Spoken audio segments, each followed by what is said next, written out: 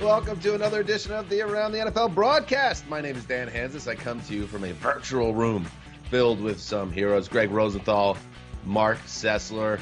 What a great program we have for you today. We're going to go around the NFC East. We have some revenge games as we dig into the 2021 schedule. How you boys feeling about today's show? I'm feeling great. I mean, the subtext of every show is just trying to keep Dan happy, so I'm going to work hard at that. Yeah, I just wish people could hear the 9 or 10 minute conversation leading up to the show itself. Very weird headspace that we entered in, but we're going to rage on, talk some football. That's it. It's about being a professional. And the NFL, in a very professional manner, laid out the 2021 schedule. It's the new big to-do on the league calendar. They pushed it after the draft and turned it into a big event, prime time and all. And now we know. What are our big takeaways from the schedule release? And I'll get going on this one. Who are the Power 5 teams? There's a maximum of 5 primetime games a team can get. You can't go more than that. And here's the list: Ravens, Cowboys, Packers, Chiefs, Rams, Saints, Steelers, 49ers, Seahawks, and the Super Bowl champion Buccaneers. I like to think, boys, that if you're a Power 5 team, the NFL version of it, the NFL is either super confident you're going to matter and be relevant all season, or you're the Cowboys and you just get huge ratings. Does that check out? That checks out. That sounds about right. The Steelers are kind of one of those national teams. Packers are close, although they're obviously good right now. It takes a while to get up into those like brand franchises. You know, Mark's team is not quite there yet. Ooh, no, the Cleveland Brownies don't show up until week 7. Right. And got to prove it what still. about you? You mentioned this on our podcast, Greg, and I thought it was a good point that the Saints, getting 5 primetime games without Drew Brees in the building, a bit of a roll of the dice by Park Avenue.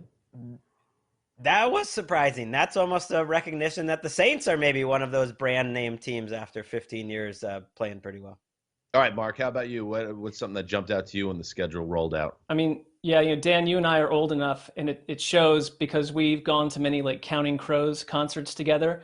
And they have a banger along December, and it made me think of the Steelers, the way they have to wrap the season against the Titans, Chiefs, Browns, and Ravens. That's like one of those old like Road to the Super Bowl video shows. I mean, if they do that, who knows what they can do in the AFC playoffs. I mean, they didn't, the other tagline from that song is maybe this year will be better than the last. I'm not sure that's true of Pittsburgh. We'll see, but they're going to be tested heavily down the stretch.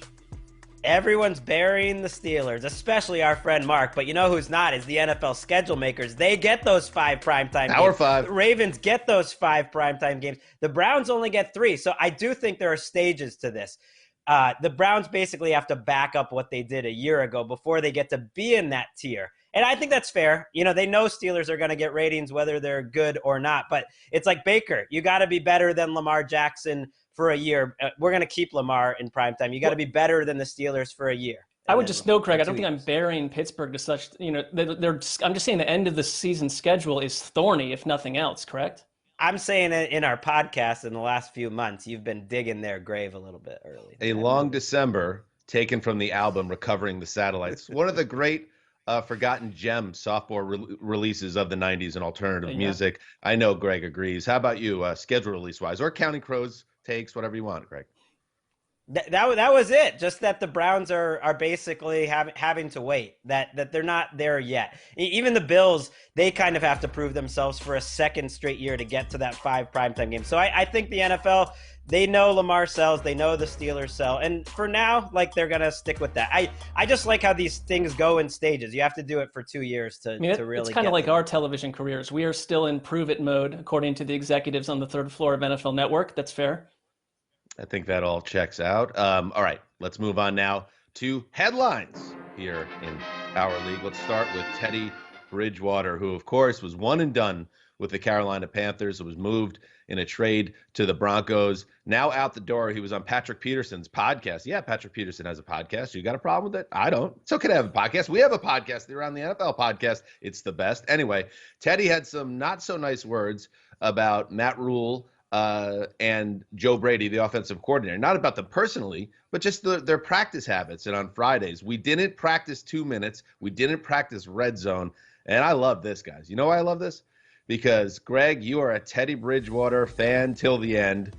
Sessler can't stop putting on the cape for Matt Rule, and these guys are just attacking each other, and I just sit back and tackle. Oh, please. You were killing Teddy. You were all fired up about it, that this guy is, out of bounds talking like that. Before he did this, by the way, he said, I take responsibility. There was a 2-minute, I knew I was going to get cut. I did not play well enough. I'm a big boy.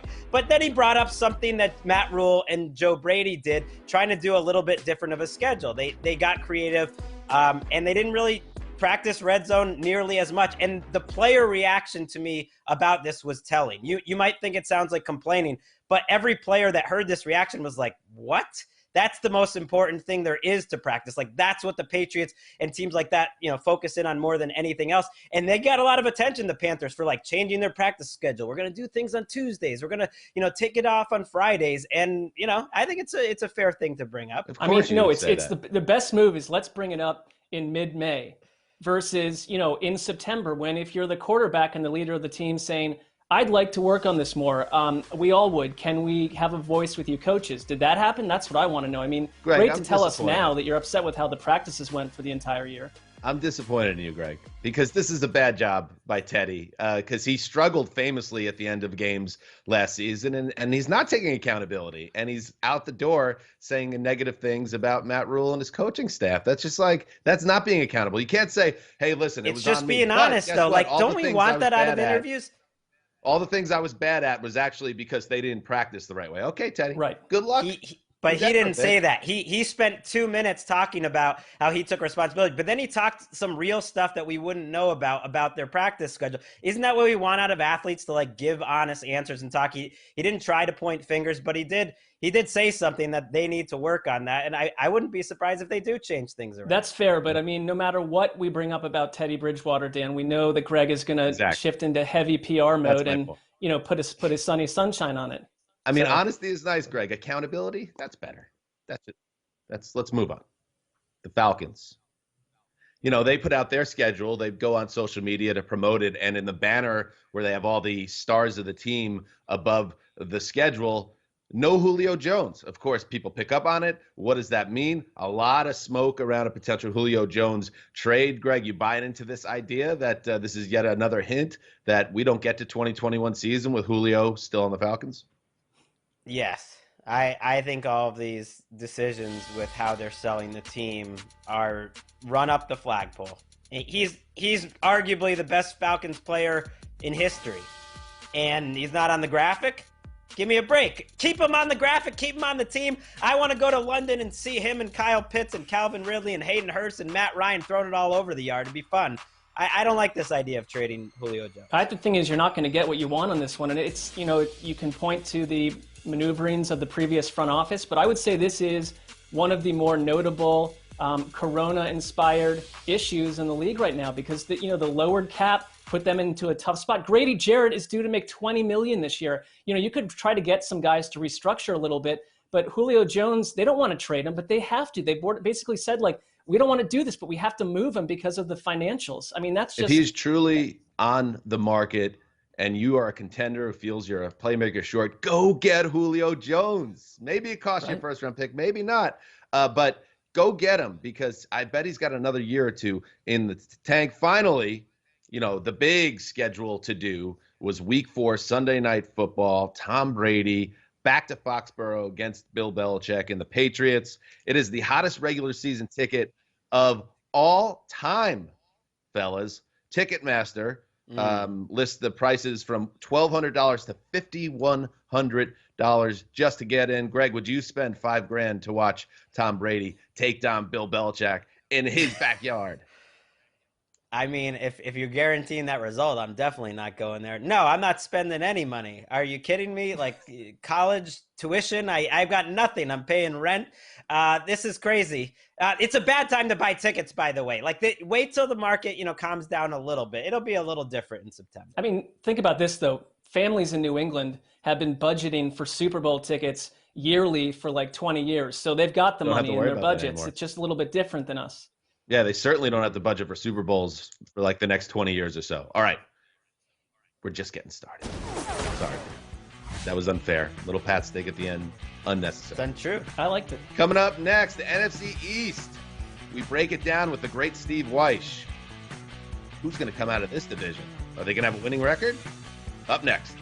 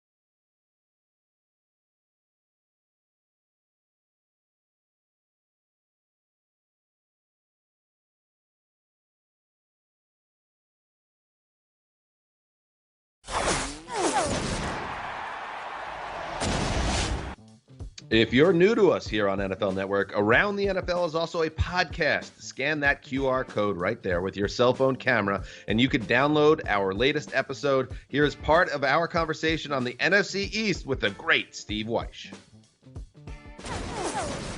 Washington football team, Greg Rosenthal. Ooh, we're starting with the most exciting team in this division. I like it all. It's just like a solid football team. It's a solid head coach. It's Ron Rivera.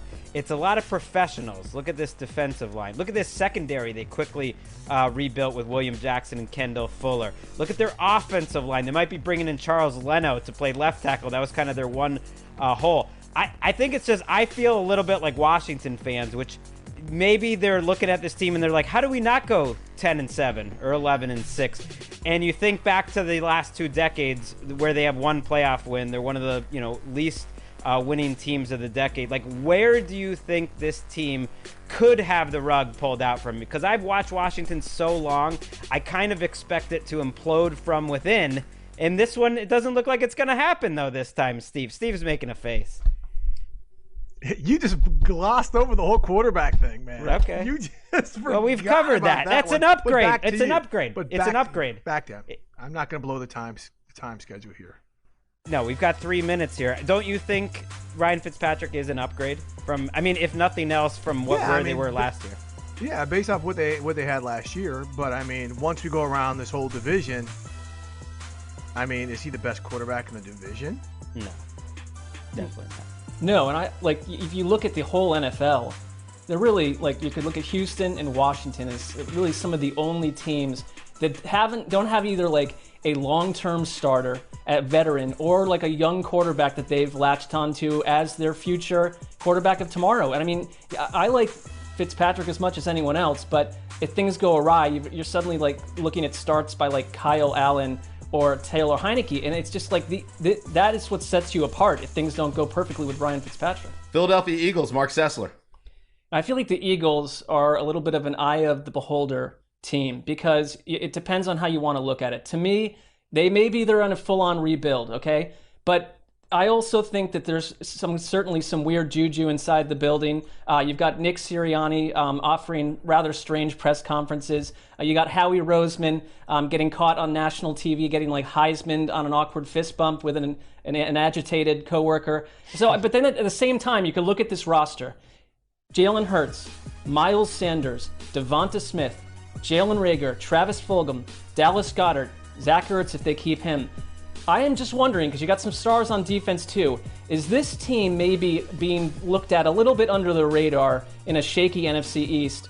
I think they could be overlooked because I don't think any team is an incredible favorite in this division. So I did look. Now that like the NFL's partnering with, Caesars and stuff, like I think we can talk about this. The Giants and the Eagles are huge underdogs to win this division. Plus, 4-1, 5-1, the two of them. And it's like, I would take those two and give them a chance. And take them both to win the division because I don't think there's that much separating the top team in this division from the bottom. The reason I give the Eagles a chance is the reason they won the Super Bowl. They're still looking pretty good on both lines. Well, there's a lot of talent on both their offensive and their defensive lines. And this division always comes. I mean, there's rarely, a 13-3 or an upcoming year's a 14-3 type team that wins this division. It has usually been a 10-6 team that's decided on upon the last 2 weeks of the season. But when it comes to the Eagles, I just can't wait until Jalen Hurts gets in the huddle and says, "Okay, guys, rock, paper, scissors. Okay, what are we going to do on this third and one?" Right? Isn't that the Sirianni decision-making thing, the rock, paper, scissors thing? So it just seems internally in that building. We can look at the roster, we can look at the coaching change, but when you saw the chaos that happened this season, that trickles down. That does trickle down as much as the coaching staff tries to insulate it. So if they can, Jeffrey Lurie, some of the decisions he made, if they can isolate this team because there's so many new players on this roster from some of that chaos, then I'm with Greg. I think they do have a shot because there's no decisive team, and whoever is saying that the Giants are extreme underdogs to win this division, I really want to have what they're drinking. Save it. Yeah. We're saving it. Up next, the Dallas Cowboys, Steve Weish. Oh, yeah. So since we're talking about experts in mediocrity with this division and these teams, let's go to Dallas. Look, Dak is back. He's got his paper, and they were playing well before Dak got hurt. And then it was just a trick. Everybody started getting hurt. So the offensive line, still a little bit of a question mark. They addressed some of it in the draft, right? We know Dak's got the weapons at the skill position. But the Dallas Cowboys last year were the Alice Cowboys because there's no D to be spoken of. Look at that. Right? Think about it. They got no pass rush. Your linebackers didn't play well. And their secondary, that was a fantasy football quarterback's dream to play against. So they go out and they target some of these players. They get Micah Parsons. And let's not forget that Dan Quinn is now running this defense. So he's got Micah Parsons kind of be his Bobby Wagner. Doesn't necessarily have some of the pieces that he did in Seattle. So this might look a little bit more like Atlanta's defense until you get some of the personnel. But I do think the Cowboys, with Dak back, can score enough points and to be enough of a problem offensively, especially in this division, to kind of deal with a defense that's going to be better. Not great, but good enough to keep it in every game. I think they were annoyed that one of the top corners didn't fall to them, that they seemed like a rock-solid target for a cornerback. But I think Dan Quinn has been put in a better position than last year's coordinator, Mike Nolan, because they went all defense in this draft. And I think Parsons is, I'm a little concerned that, the reports that he's starting riots and lunchrooms or whatever that was. But maybe you need a guy that can start a riot on this defense. Dan Quinn has a chance to be, because I think sometimes you get these head coaches that, that burns out, but you put them back in the coordinator spot, and they are that much more valuable for the experience they've had. Dan Quinn has a chance to be like coordinator of the year. And I like Dan Quinn a lot, so maybe I overthink it, but this could be a much better defense. Yeah. And by the way, when Weiss says Alice Cowboys, it doesn't mean like Alice, the woman's name. He's not saying that. It's Alice, A-L-L-A-S. I just want to make that very clear. To the audience. I think Alice Cowboys, though, could take off as a brand. I feel like Eagles fans are already, I think with the Cowboys, it does come down to the defense, doesn't it? Because they're going to score a lot of points, especially. But will they? Here's the and yes. they will. But The one thing we made a mistake with the Lions last year is we were like, ooh, that 6 games before Matthew Stafford got hurt, they were like, third in the league, and they're going to be awesome now coming back with the same guys. I do think we should slow expectations a little, that they were these insane numbers when their defense couldn't do anything for 6 games. But now you have Dak Prescott coming off an ACL, and just things change year to year. Like, their defense needs to be a lot better, because I don't know if they can expect their offense to be that good. All right. So you don't think their offense? I'm not sure what your point was there. That, like, expecting a top 3 offense is expecting too much. Okay. Guy coming off a torn ACL. The New York Giants. Big Blue. They were smart. They made some smart moves. Dave Gettleman, all right. Dave Gettleman. Just when you think he's out, he does something that you feel like might buy him more time. This time it was trade back in a wise manner, according to all the people that seem to know these things, and set themselves up for a couple of years with draft picks. And then they go, and of course they had Kadarius Toney in the first round. That's a wide receiver with a lot of upside. Kenny Golladay got the bag in free agency. Saquon Barkley's back. That's all good. It's all good. And it's like Daniel Jones. This is it. He's about to take off. But this offensive line, we've talked about it on the show. Bad. Very bad last year. And Dave Gettleman, when he was questioned about why they didn't really focus on it at all in the draft, he said, well, it wasn't there for us. We didn't like the players. Which is all fine and good, but now you just got to hope all these guys you drafted last year that didn't play a lick in 2020 are much better. Are the Giants still highly vulnerable on offense because they got a fumble-prone quarterback that doesn't have anybody that can block? Absolutely. I mean, they're trusting their evaluations because they, took Andrew Thomas over these other 3 tackles who ended up being awesome last year.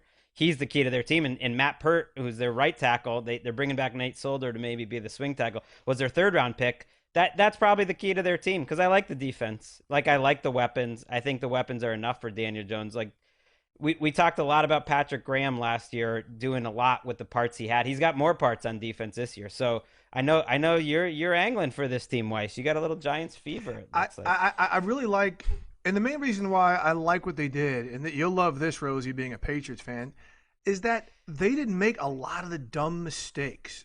Right? While they were kind of working through some of the things they had to work through, including a fumble-prone quarterback, they weren't a team that made a lot of penalties. They weren't a team, other than the fumbles, that turned the ball over a lot or did things to put their team in a bad situation. They just didn't have the ability to put points on the board last year. And that's going to help if Saquon comes back and stays healthy, and some of the other pieces that they got. I mean, this is all on Daniel Jones.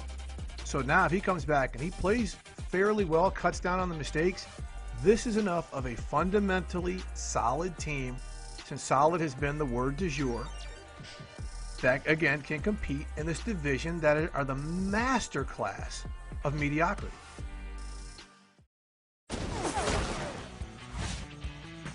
All right, coming up next, schedule is out, and as we do every year, we find the games where revenge is a dish best served cold.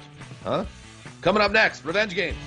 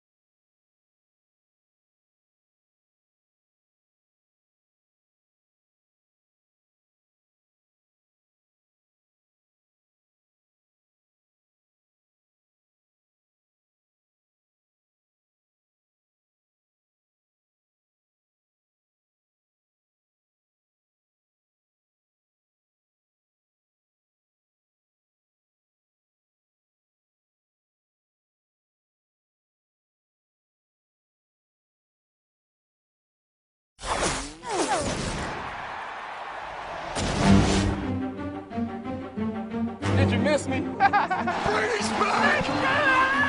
No! Touchdown, Tampa Bay Buccaneers! Mac Jones. Wow! Powering his way toward the goal line, pushing defenders. Touchdown, Patriots! Man among boys. 3 touchdown first half for Goff. He's 12 of 12 through the air. Yes, How big is that? Matthew Stafford magic!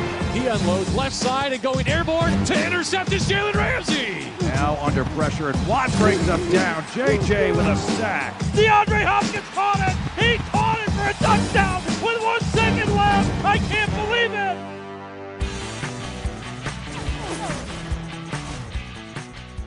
Turning the other cheek is for suckers. No, it's all about revenge. And if you go to NFL.com/Hansis, you could read my latest 7 revenge games on the 2021 schedule. And Greg, there's only really one place to start with this type of exercise. It's the game everybody's waiting for. And it's the game that Tom Brady Sr. is doing a great job hyping up, going on Boston Sports Radio this week and saying that he expects to beat the Patriots handily in Foxborough. He used the word handily. He said they're going to be 4-0. Oh, my gosh. Bill Belichick is loving this. You know that quote is going to be brought up that week. You know he's looking forward to trying to expose I know it's his dad, but talk your talk. Like, this is the best it's ever going to get for Tom Brady and Tom Brady Sr. You just won your 7th Super Bowl. You're out of Foxborough. Like, we heard, like, you want to get out and have a little more fun and talk trash. Like, this is it. Like, go nuts this whole offseason and talk trash about the Patriots. I love it. I mean, does Tom Brady Sr. clear those kind of, like, radio hack jobs with his son? He just going on there dropping bombs? Or, like, you know, are they in cahoots on that? That's what I want to know. Also, like, if Bill Belichick's like, let me find Tom's dad's quote to put up on the billboard or on the bulletin board in the locker room, it's like the Pats are in a lot of trouble. Yeah, there's a lot of pressure on Belichick he will, in this though. game. You know he will. And you know he'll want to look for the weaknesses in Brady's game that he thinks he knows and expose it. I can't wait. Brady is going to be cheered so loudly in that building in prime time. It's going to be kind of weird. Up next, Mark, what's your favorite revenge game on the schedule? Well, I'm going Jared Goff and the Detroit Lions going back to Los Angeles. And I know it's going to be billed as, you know, Matthew Stafford versus Goff. But really, I mean, for me, I think Goff's in a tough spot because you talked about Belichick knowing weaknesses that Brady might have. What does Sean McVay know about Jared Goff? What do Aaron Donald and the Rams defense know about Jared Goff? So I don't love that. It feels like an old classic Western revenge pick, you know, like Paramount Pictures presents The Boy Nobody Wanted. And, you know, here he comes. I can't help but root for Jared Goff a little bit in this situation. I'd love to have him come in and have a big day because, you know, from one angle, like the Rams went and did the right thing for them. But from another angle, and I've not been a Jared Goff guy at all, I mean, he's been kind of left out in the cold and he's on a Lions offense with some pieces missing. So high challenge for him. But if he ever pulled it off, what a great story it would be for Mr. Goff. Does anybody else turn of events? Mark Sessler is into him. I'm so surprised. I'm into the scenario. All you wanted was Jared Goff out of LA. You got your wish, Mark. But I like the revenge aspect of it. Come on. Anybody else think it's a little bit overly neat the way the Rams handled the whole thing right after the season and then quickly making the trade and now acting like everything's going to be fine with their offense? No, we have, again, accountability coming up. All the struggles have nothing to do with us. It's that quarterback we had to get out of this building. Let's see if that's how it plays out.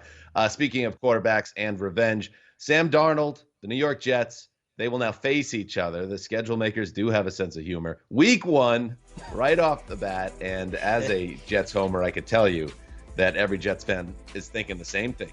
Sam Darnold, 24 of 30, 314 yards, 4 touchdowns. Oh, no. That's the fear. And here's the other part of it. I'd be kind of happy for the guy. I'd be super bummed, and I'd be worried that they've made the wrong decision. But also, he deserves this because the Jets did not do right by Sam Darnold in those 3 years. But then, so Dan, where are you on, as we ask on our podcast, where are you on the so-called peace scale in terms of your nervousness? I would say like a solid 9.5 out of 10. I think it's written in stone. It's 85% completion percentage, 314 yards, 4 touchdowns. You have to change those pants. Revenge. All right. Good talk. Gosh. Coming up next on the broadcast, we go back to our Around the AFC podcast series, the AFC West with the great Patrick Claybon. Wow, what a murderer's row. Up next on the broadcast.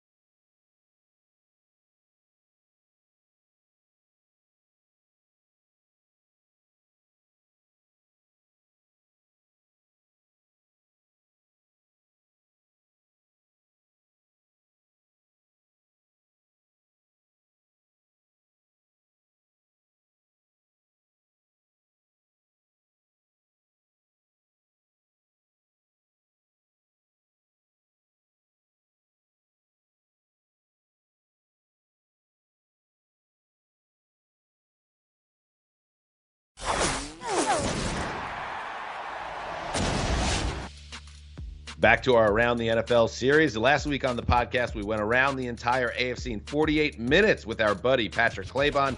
Scan that code with your phone to hear the whole thing. Here's a portion of our conversation on the AFC North. The AFC North begins with Mark Sessler and the Cincinnati Bengals. All right, look, so a lot of people talk about you need to know who you are. We need to know who you are by year 3 of a program. And I'll just look at the inside the AFC North. 3 years into his reign, Mike Tomlin had already won a Super Bowl, okay? John Harbaugh was 32-16 as Baltimore's coach. Kevin Stefanski, 1 year in, takes the Browns to the playoffs for the first time in like 1,000 eons. So, I mean, you want to see results. It's not too much to ask. I look at Zach Taylor in Cincinnati. He had a tough situation out of the gate. I think the 2 years he's been there, they have been ravaged by injuries. You lost your quarterback. Everything goes south at that point. But right now, look at this offense. Joe Burrow, Joe Mixon, Jamar Chase, T. Higgins, Tyler Boyd, right? On defense, DJ Reader, they're going to get a full season from him. Trey Hendrickson. This is a pretty interesting, good roster that's just ticketed for 4th place because they're in the AFC North. I look at this team and think if they were in the AFC South, you'd wonder if they could compete for a division title if Burrow is who you think he is. And we saw evidence of that. So what is an appropriate, when you look at Zach Taylor, an appropriate ask for this year? Can they go like a soft 5-12 and no one says anything about it? I think it needs to be higher. We need to see results because, again, we're 3 years into this experiment with someone who was ticketed as someone to come in and be kind of a Sean McVay for the Bengals. Not happened yet. Yeah, 6 or 7 wins, I think, is fair. I think if Joe Burrow is balling out and the offense is good, that's all Zach Taylor needs. The defense, they've been rolling out Lou Anarumo every year. No one even knows this guy, the defensive coordinator. It hasn't played well. They've got okay, Albano, I believe. Right, they've got okay personnel. I wouldn't say they're average even personnel. So I think Burrow's the biggest question. I think people are just expecting him. It's like to make a leap when you're coming off a torn ACL. And he was a little up and down because the situation was tougher than I think people realize because he made a lot of splash plays and showed a lot of potential. That's not easy. He's coming off a torn ACL, and if he struggles a little bit, then the heat's going to go on Taylor. Cleveland Browns, Patrick Claybon. Yes, the Browns, spectacular. I was honored to actually voice the weather warning videos for the NFL Experience this year at the draft. So it was rewarding to know that the people of Cleveland, if they were to take shelter due to some sort of like lake effect calamity, it would be my voice leading them the way. There's other calming voices. Yeah, we had hurricanes, tornadoes, meteors. Anyway, but there's like other calming voices in Andrew Berry and Kevin Stefanski. And thanks in large part. The people in Cleveland are like, did Obama just tell us to seek shelter? Seek shelter immediately, America. But yeah, like thanks to some holdover picks from the previous regime, right? And these two men, like they weren't even picking until 26 last week, and the picks were universally appreciated, right? And so there's so much faith in the brain trust. But they just picked up the 5th-year option for Baker Mayfield, and we live in a world where people believe in this concept of quarterback wins. And I wonder who's best for the long-term livelihood if you had to choose of this Browns rebirth, Baker Mayfield or the brain trust in Cleveland? Oh, wow. Mark? I mean, I think Baker Mayfield has been a good quarterback, but if you take away the brain trust and what Andrew Berry has done and Kevin Stefanski, I mean, you know, you bring up the Jets, Dan, and like concern about how to deal with a young quarterback. I mean, Browns fans have watched terrible game day coaching for 20 plus years. And typically a coach that's like infighting with a general manager who also is not good at making picks on draft day. So, you know, I can see the tangible difference between what was and what is. And I would have to side with management. I would, just because like to find a good coach and general manager that get along, that's your ticket. That's invaluable. It's not a knock on Baker Mayfield, but if you're asking me to pick between one or the other, you don't remove all that infrastructure. Can I throw something out just as random and dumb and fun? Packers asked for 3 first-round picks and Baker for Aaron Rodgers. Do you take it? No. Okay. Oh my gosh, I would. I mean, Aaron Rodgers is so much better, and you just said you trust the management. The management's got to know how to use those picks. I think Patrick's imagine this team with Aaron Rodgers. Got to where we are with Baker Mayfield at this point in time. So it was a good way to get there, which is, you know, he maybe is more of a function of the offense and the management. Because most great quarterbacks, you would never say management. You just wouldn't. And for right now, because of what Stefanski did, I trust it, because Baker and this team thought they were hot stuff the last time they finished strong, when they finished 7-8. They did not handle that hype well. We'll see how they do it this time. I think because the Andrew Berry's there, you have more faith in it. I mean, look, maybe I would do that trade. It's just like I don't want everything to be turned into this like Baker Mayfield's the problem. He was actually quite good for them last year, and deserved the 5th-year option. Yes. I'm with you. I think Browns are going to be awesome. It's going to be fun, Mark. We'll see. The Baltimore Ravens, Greg Rosenthal. The Ravens are so good at like working their rookies in slowly, not needing them right away. And I don't know if they can afford to do that this year. They draft Rashad Bateman. I feel like he has to play right away. They drafted Odafe Owe, whose name was Jason. So if any confusion there, the number 31 pick. And like they've been in the middle of the pack in terms of sacks in back-to-back years. They definitely haven't had juice on the outside. I'm not counting on Sammy Watkins to give Lamar kind of what he needs. So I feel like these guys got to play right away. They don't have many great-looking pass rushers. With Bateman, you're the biggest Lamar fan in the room, Clay Bond. Like, do you think they gave Lamar enough this offseason? That's saying something with Greg here. Yeah, it's the fact that they get somebody who can track a ball in the air and make a play on it. I love that. I love that that's Lamar. We ran during some discussion because Bucky Brooks had brought up this absurd idea that the Ravens would give up on Lamar and go college plan for quarterbacks and just keep rotating them. And I pointed out that during the highlights he's throwing to Des Bryant's corpse as well as like Brandon Boykin. And so like if that's the receiver highlights, then perhaps good luck to whoever that up and coming quarterback is. But yeah, I mean, I know that hurt you to say because you were a Des guy back in the day too. So that was I mean, well, now he's dead. Rest in peace. But yeah, it's I wouldn't say that if he didn't have some horrible tweets here in the past few years. But honestly, like it's I believe in it because I believe in Lamar, and so give him somebody that can make a play on the football and run to it when it's in the air, and also snap Lamar the ball. I think that would help a lot. The old Zeuser. Oh, yeah. Pittsburgh Steelers. Okay. Bit of a high wire act here in Pittsburgh, huh? I was saying that they should seriously consider getting in that quarterback mix, which is not a quote-unquote Steelers thing to do. And to type, they didn't do that. They go and get Najee Harris at running back, and maybe he's a star, and that would be good for the offense. But this just feels like the Steelers are a circus act on a high wire. With a old quarterback that showed signs of slippage / falling off a cliff late last season, and then an offensive line that continues to loom as a question mark because they didn't hit that hard either. Are the Steelers the biggest boom or bust property in the AFC? I'll buy that because they're so thin at the premium positions. They are not an analytics type of team. You look at their tackles, it's Okorafor right now, Chike Okorafor, and Zach Banner are their two tackles. Their cornerbacks, I would say, are the next thinnest position on their team. And like those are the premium positions. Those are the ones that's like, use your draft capital on that, and they don't have it right now. They're putting a lot of faith in those two tackles and probably a starting rookie center for a team that has not coached up the offensive line well since Mike Munchak left a couple of years ago. I mean, like an Alejandro Villanueva signed with the Ravens, and it's like their old tackle is going and filling holes for their biggest rivals. So it's that's problematic. I think the boom or bust aspect too is like, was the Big Ben fall off a cliff act like something that was a bit of an aberration? He can still play, and we're going to get a fresh version of him.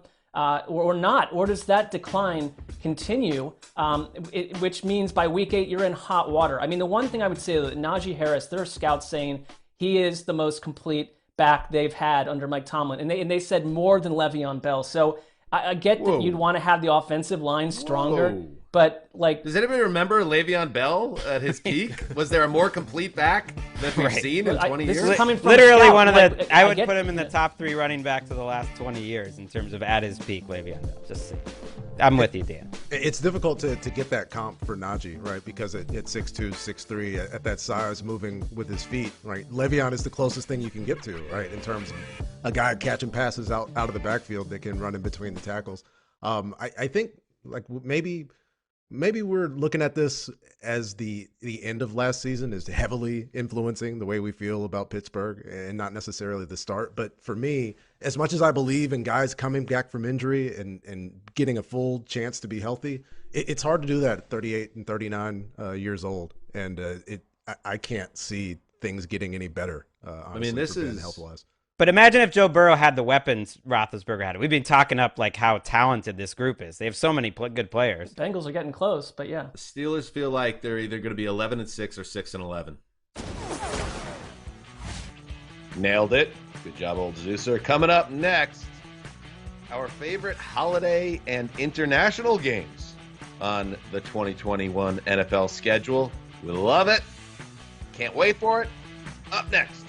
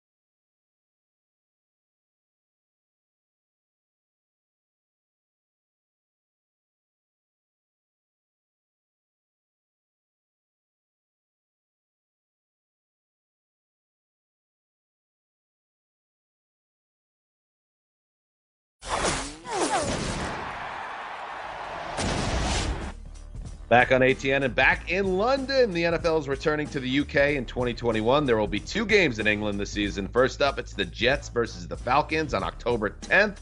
Do it. The following week, it's the Jaguars playing host to the Dolphins. Both tilts taking place at Tottenham Hotspur Stadium.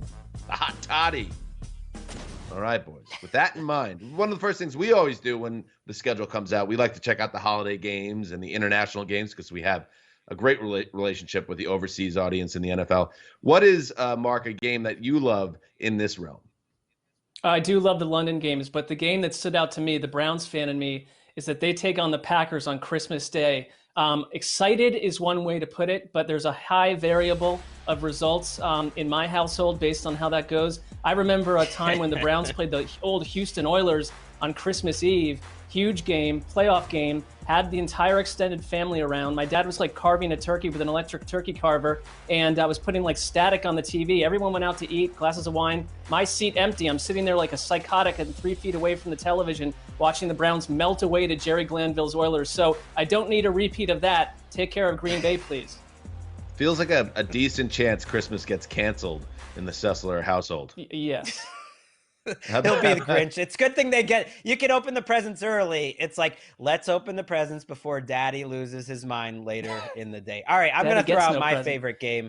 It's my favorite holiday. Christmas is a close 2, but man, I love Thanksgiving. And I love that nightcap game. I like that they're making it a tradition to put the Saints in this game. I don't know if you guys have noticed. They've done this quite a bit in New Orleans. True. And I think it's because the most intimidating loosest audience of the year is the Thanksgiving Saints Day audience. Like, they take it to another level. They are loose by about 11 a.m. that day. By the time they get to the game, it's wild. And you got two quarterbacks here in Josh Allen and Jameis Winston. I'm not putting them on the same tier, but they both bring a lot of excitement. They both give the other defense a chance to make a couple plays of the ball. I can see this going back and forth in the 30s and the fans just going insane.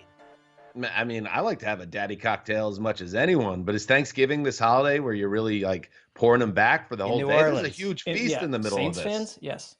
I think in New Orleans, if you're going to the Saints game, the answer is yes. They just seem to be on another level. I get that. All right, I'll throw out the London games because they're both interesting and fun. First, you got Week 5, Jets at Falcons. Zach Wilson, most likely the Jets quarterback. Robert Saleh, that's good. And the Falcons, really interesting. Obviously, their offense, what they can do with Kyle Pitts in there and Arthur Smith there. So I'm really into that. And then you got the next week, Week 6, you have the Dolphins playing the visitor for the Jaguars, and the Jaguars fans, and there's a lot of them overseas, boys. And look at us. By the way, hashtag get ATN to London. We want to get back there. Look at Greg's trench coat, looking like Robert Stack. But good for the Jaguars fans in the UK. They have a potential generational quarterback in Trevor Lawrence, and he's going to be playing in England. How fun is that? That'd be awesome. I love seeing those pictures with our friend Get us back. Wes. It won't be the same going there without him, but the crowds there are something I think you have to experience, especially the one at Tottenham Stadium, the Hot Toddy. We saw, the first year they were playing games, there was Panthers-Bucks. And I don't think there's like a lot of Panthers and Bucks fans that are in London, and yet the crowd was so loud we could not speak to each other. We spoke about this, Mark. It's just like they come, they bring it. It feels like a Super Bowl atmosphere. Yeah, each time we leave London, I'm very close to renting an apartment and not taking the flight back. So it's like a home to me. I need to go back home. Hashtag get ATN to London. All right, coming up next, we close out the show with weekend vibes. Yes, it's different. It's different once you get to Saturday. And we're going to share them, including a punter with a literal toy collection. What? Up next.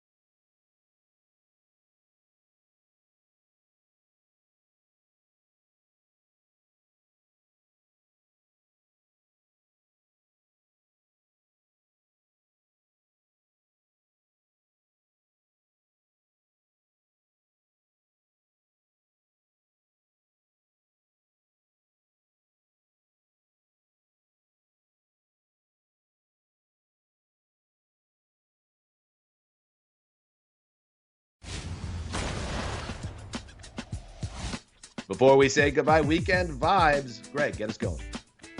Yeah, I'm just excited to say for the first of 17 times all year, football is back. Rookies are on the field. They're practicing. They're at mini camps.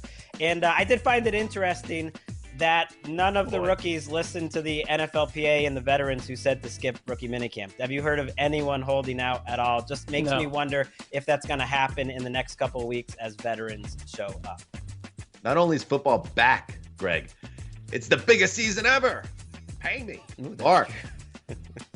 Let's take a look at Colts kicker Rodrigo Blankenship, who before he, the night before he was named the starter, basically said he spent the night just building Legos, a little bit different than other football players. He now has a Instagram account of his Lego collections, Rod the Collector 3. I build Legos with my kids. I think these write-ups, if you go visit this account, these detailed write-ups that he is spending time putting on are quite fascinating to me. So this guy is a little bit, it's a little bit different than Pat McAfee driving the special teams train in Indy. I'm intrigued. Okay, and my final thought, good for you, Rodrigo. Dan's look was priceless there. Hey, SoFi Stadium. Where when we get back to the office, we'll be at SoFi Stadium. That's where NFL media will be headquartered. And I'm nervous, Greg, because there's going to be 5 primetime games, 3 for the Chargers, 2 for the Rams. Sessler is going to have a lot of issues with this. I already know it. I'm worried about it. The parking, the leaving the parking lot situation, the traffic, it's going to be a problem, yeah. I don't know. I'm open to it. Let's just see how it goes. All right. Thank you for watching, everybody. We'll be back next week. Check out the podcast. Get ATN to London.